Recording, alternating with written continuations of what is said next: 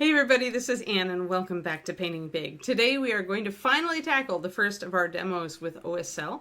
We're going to be painting something that's up against a surface, so we're going to be doing a gem in the middle of a shield. Alright, let's get to it. Alright, here we are. So this is from a dark sword model. The particular model is a female elven warrior, I think, with sword and shield, or with two weapons and shield. It's that one, Dark Sword, Visions in Fantasy, DSM 7498. I mentioned in the OSL videos that the easiest way to start with OSL is to do something up against something. So if a model is holding, say, a sword down against its side and it's got, cloth behind it, it's very easy to make that sword look glowing. Here we have a big round gem in the middle of this shield. So this is our target. It's the easiest. It's easier to do this sort of thing and work with the glow coming out onto something immediately around it than it is to do like a torch held out and in a hand and figure out where the light is coming from. We will be doing one of those other examples, but for now we're going to focus on the easy. So the first thing we want to do, you'll note that I have painted this all with dark colors. So if my green is a medium green, I've painted a dark green instead. I've started my NMM gold with a very dark brown. And the reason for this is, if you'll remember, OSL is more convincing if it's painted onto a model that looks like it's in dim light or shadow. So I'll start with a shadowy base and get some pure white out, because the first thing I want to do is paint the source of our light over with pure white. So I'm going to get a blob of white paint, and I'm just going to put that down. It's going to tell us that this area is the source of the light.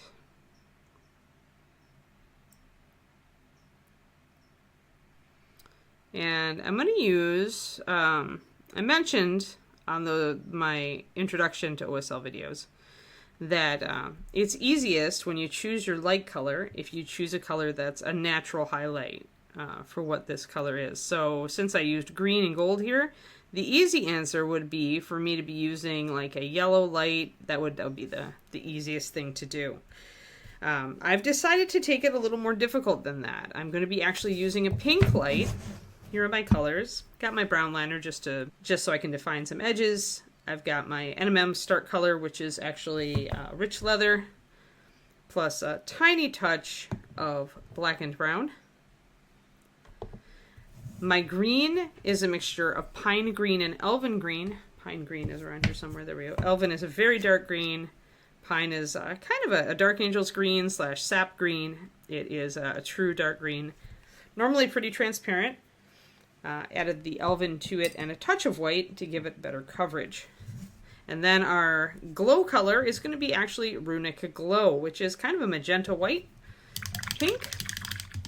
So we're going to be using that. As I just mentioned, the light source color is going to impact the underlying color right here. So my pink is going to affect how my gold and my green end up looking. There's two ways you can do this. Probably the fastest, in my experience, is to underpaint with a thinned white where you want your light to come from, just spreading it out across the model, and then to glaze that color over it. So really thin, you'd glaze over it with the Runic Glow. It would color the white painting that shows the glow effect, and you'd be fine. The other way to do it is to just mix your glow color into your underlying color or the ground color. So if I used a slightly lighter green here and a slightly lighter golden brown here, I would be mixing the pink into those. And that maybe takes a little bit more time because you have to layer it up, and you also aren't pre-testing. When you're doing an underpaint, you're actually kind of pre-testing how that glow will look in the form of a total white glow, right? And then you just color it afterwards. And the reason it still works is that when you do this underpainting, you thin your white way down, so the underlying color still shows through it. We could also try something that's in the middle of those two things. So we could actually mix our white with our colors and then glaze the color over the top. Or we can actually do something that's kind of in the middle of those things. We could take essentially what would be a highlight color, right? This color that would be the foundation for my NMM. And we could mix the white with that to create the glow effect and to the green. And then we could put the pink over the top of that. So let's give that a try. All of these are feasible options. I'm going to thin down my white because obviously I want some of the color to be shown and stronger. I'm thinning my white down to a 2:1. You could go 1:1 when you're doing this. 2:1 will go faster, but it won't show as much of the underlying color through it. So I may need to glaze to bring that color back, because you do want your color, your light color, to affect the underlying color. And to do that, you've got to have that underlying color visible. If you just paint white over it and make the white pink, but you can't see any of this ground color through it, you won't really, it'll be that paint splash effect, is what David calls it, where it just looks like you've kind of splashed paint on the model. It doesn't really look like light. It doesn't look real. So I'm going to take some of this thinned white. I'm going to put it into my NMM gold, my rich leather, and we'll see what we can do. And I'm also going to put some of it into my green. Let me show you what I'm doing. So there's my light kind of taffy color. That's with my my NMM gold stuff. Now let's take our green, throw a bit of white in that. There we go. All right. So there's 2 highlights to start with, plus we have our thinned white.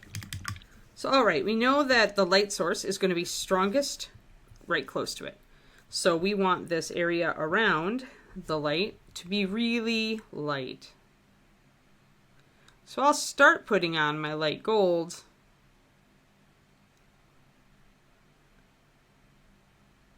And the first decision I have to make is, how strong is my light?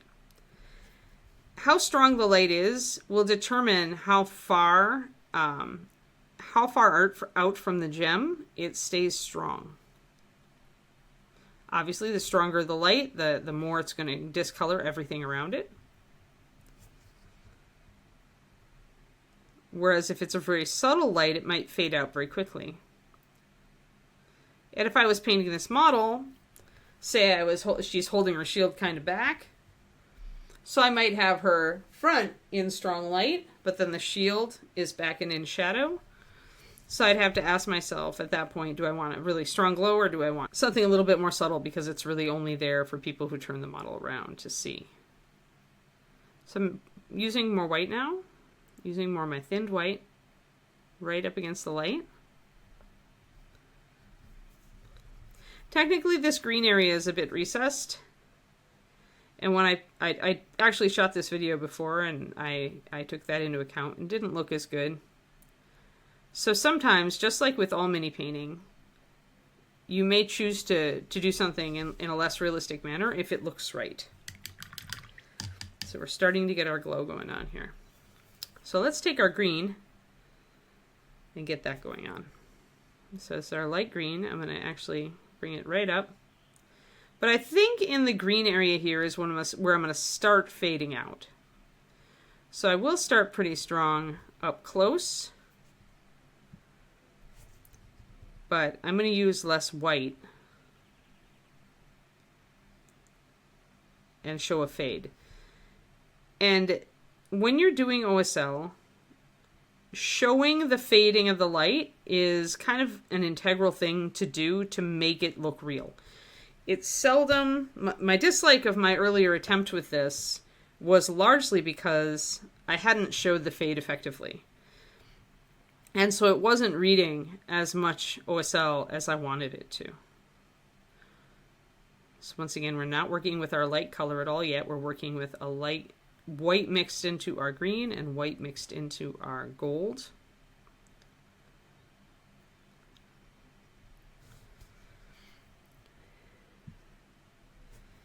And you can do this pretty slowly, in fact, you kind of should, and keep looking at it to see if it looks like it's glowing. Like when you can look at it, when you can hold it out kind of away from you a bit, and you can see the glow, that's when you know you've got it.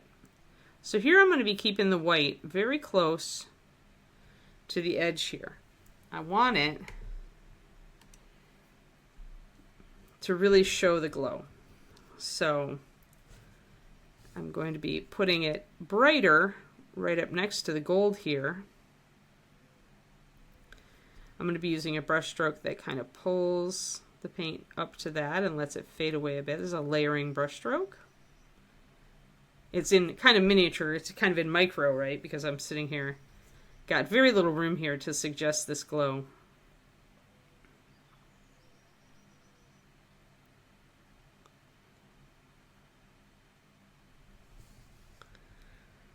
Starting to see it there? Yeah. I'm liking this attempt a lot better.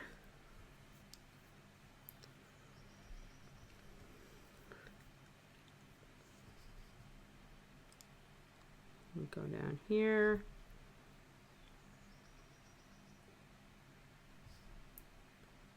Now, this part is a little bit farther.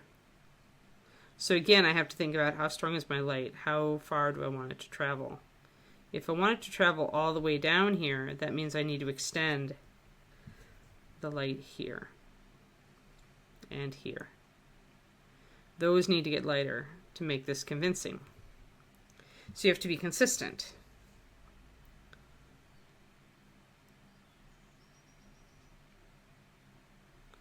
As far as the light is going to, if the light is impacting here, then it also has to impact here. Now, I'm not worrying about doing an NMM effect right now with this glow. I think that's beyond the scope of this video. But I will say that if you're doing NMM, the metal will pick up the light at a farther distance. So though I'm going to try to show this fade right in here, I can pick it up a little stronger out on these outer surfaces because it's going to be a metallic effect, right?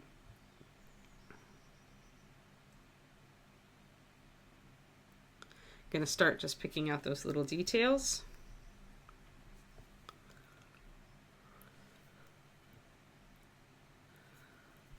With my light gold, bring a little bit of white in.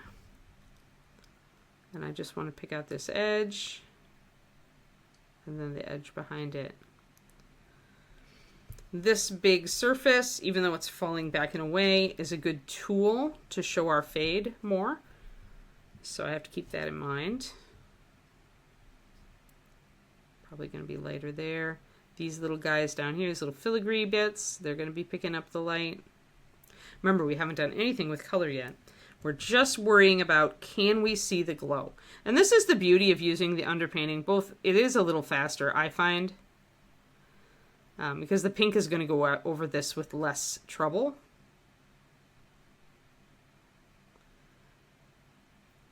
But it also lets you see and correct your glow effect. Because you're using the purest glow, like pure white. This is the purest way to depict glow, right? There's no color to worry about. You're just painting it on, trying to figure out where the light is picking up. That's probably a little bit too far down. That doesn't look right. So I'm gonna grab my base, paint over it. Yeah, it looks better, looks more realistic when it's just getting picked up by these little strands that are right next to the, closer to the light. So we're gonna pick that up. Pick that up. I'm going to pick it up pretty strongly so that when the time comes to make it pink, it picks up that light really well. I mean, you want to mostly concern yourself with parts that are actually like kind of perpendicular to the light, right? Because this is where it's going to be caught. So this is probably a little bit too far down here. Can fade it out a little bit.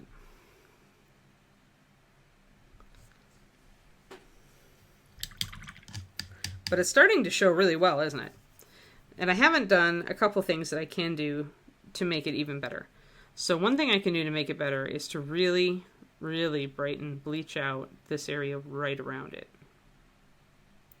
So that the gold is almost not showing through. Like you can see, I'm underpainting, right? So this pure white is definitely it's different from this. But we need this gold area around the light to be at least as light as this area we're sketching in around the green.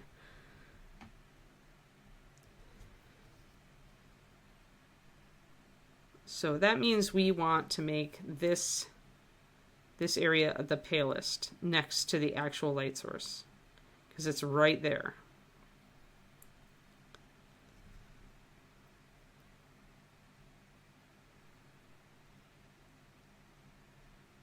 But because we can see the difference between this pure white and this white painted over the gold, that means we're still going to see some of that underlying color when we glaze our purple over it.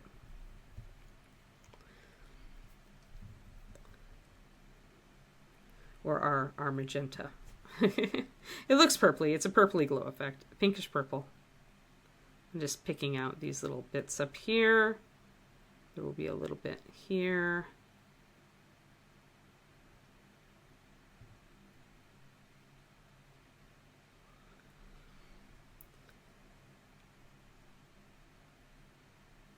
Just going to grab a little bit of that on the outside. Once again, though, you see how that's not convincing, but if we start to make a glow effect where it fades,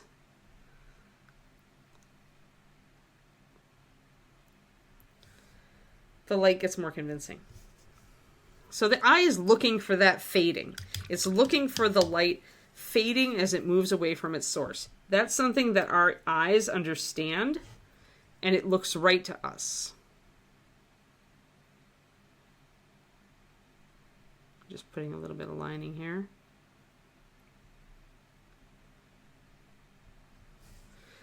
So I can pick out the details there.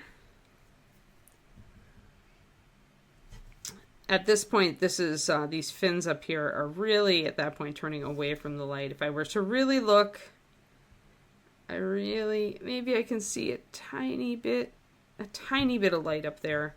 But I'm pretty much going to try to cut it off right there at the edge of those little flanges.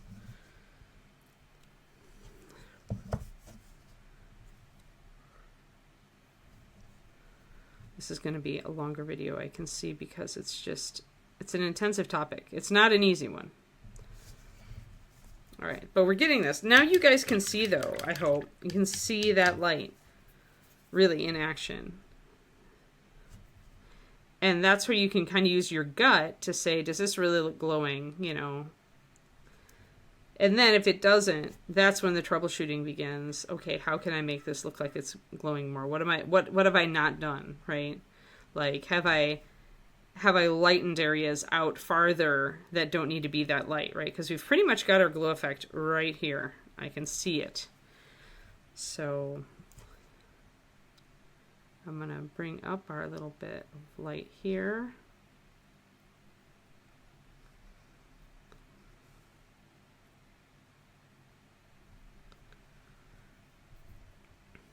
I'm going to grab my paler gold color, my mid gold, and bring it up here.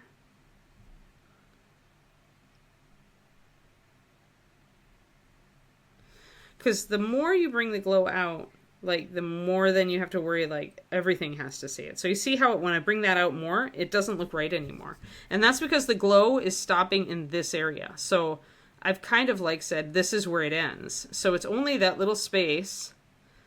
You know, it's picking up these guys, picking up that. It doesn't really pick up a lot up here. So that says to me, I've gone too far in those upper surfaces. I need to back down a little bit.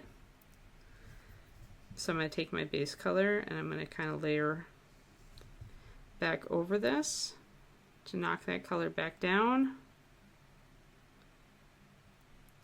and neutralize that light. There we go. So now it's looking right again. Maybe we dim it down a little bit up here because it's a little bit too far away. Then it starts to look even better. So now we can see, can you see this circle of light? You can see it's defined where it's going. And that is making it much more convincing. So one thing final thing I want to do before we bring in color is I do want to lighten the very interior of the green part here. And you can see that I'm still retaining my lining. You can see the edges. I try to minimize them, but also to keep them, there would be a hard, because this is in 3D, and there's a rim here, there would be a hard shadow there. So it's not asking the eye too much to believe in it. It might be, you know, really small in real life, but all right. Lost a little bit of our shadow there, but you get it. Okay, so now it's time to bring in our color. So I'm going to glaze it, but I'm going to paint the center gem first. Just pink. And then I'm going to come back at the center of that and bring it up to white. Because again, your light source needs to be the lightest, brightest thing in order for it to look correct. If anything else is lighter or brighter, your illusion will fail. Remember, that's what you're doing here. You're creating an illusion, right, of light. So it's worth it to you to figure out how to sustain that illusion.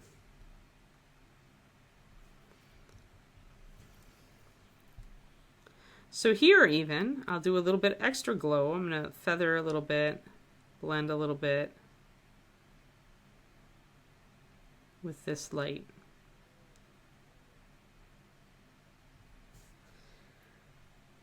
And now it's starting to really give you the illusion, isn't it? Well, now we'll add more color. So I can tell that my pink was very strong there. It covered pretty well. I'm going to add just a little bit of water to it. I want to get kind of, not really glazed, but I want it more transparent.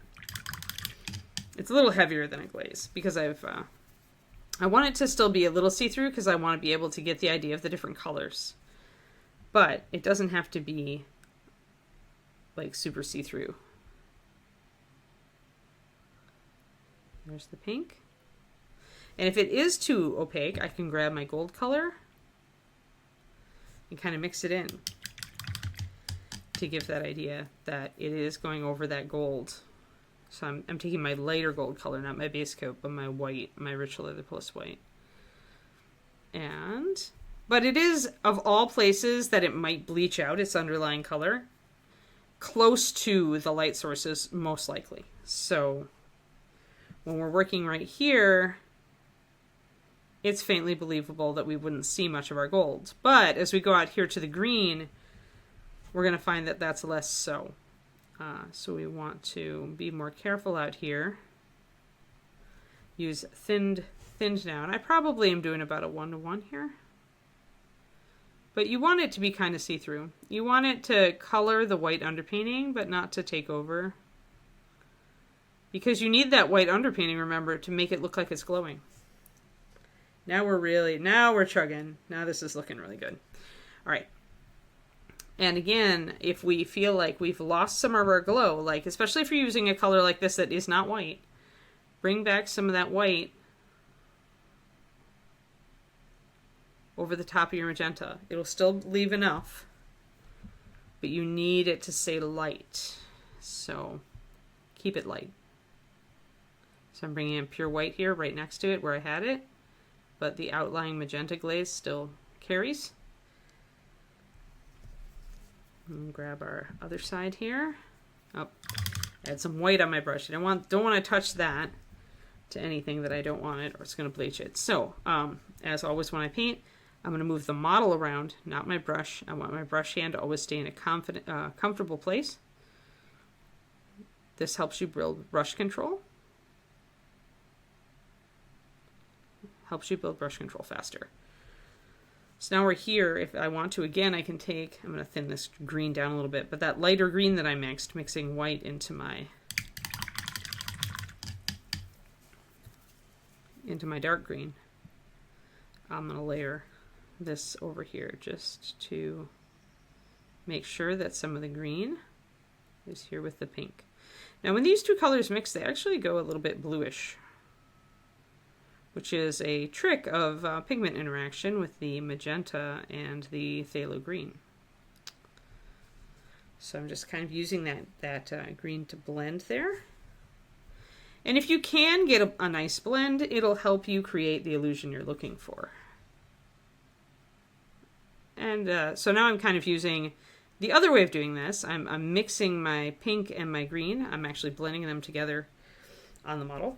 So even though I did do underpainting, you can still mix them together and use that tool as well. It's not an either or proposition. Let me do a little bit of extra line in here. It's getting a little bit less. There we go. I like to keep my lines sharper. There. All right. Now, if we feel that shadow that I just put in is too sharp, what can we do? We can take our pink that we glaze And we can put a bit of just a light glaze over that. That'll keep the line, but it'll wash it out just a little bit. And make it look more like it's being affected by the lighting. That glaze over there. And we still keep that sharp line, it's just dimmed. Putting my pink over here. That's really showing now.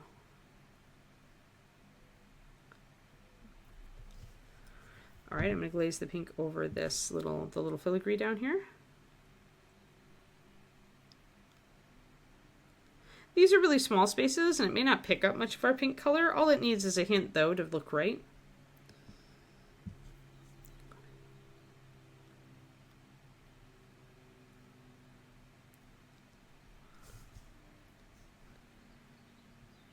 That's looking a lot more real. And then I got to come up here and just put a little bit.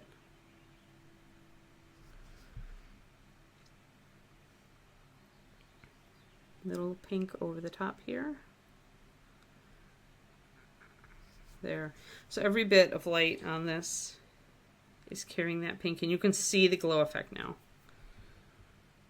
Very clearly. There's our pink here and our pink here, and those are the last two bits.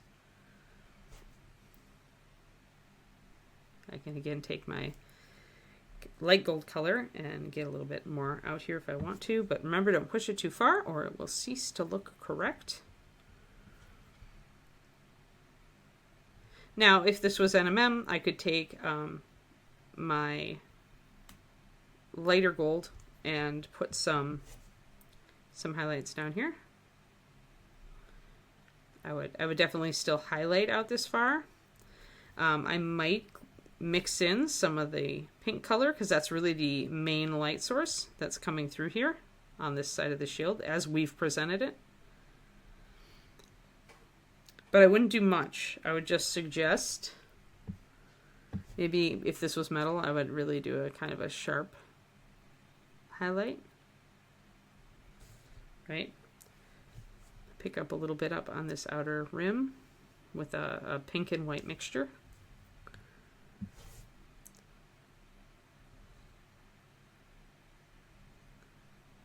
And I'm going to grab my pure white and do just a little bit of highlighting here in the middle.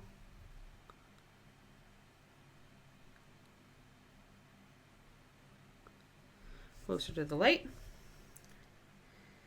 And that's really starting to look right.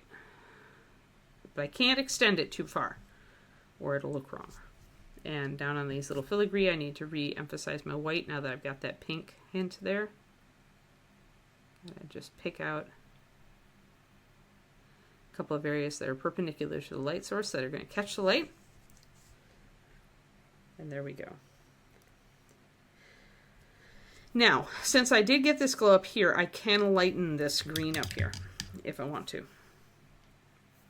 Don't want to go too much longer because we're really getting a long video here. But I can take my pink and try to just layer it a little bit over this green, a little bit stronger. But remember, we have to see the fade a little bit or it's not going to be as effective. So if I feel like I've gone a little bit too far, I can grab my light green, bring that in.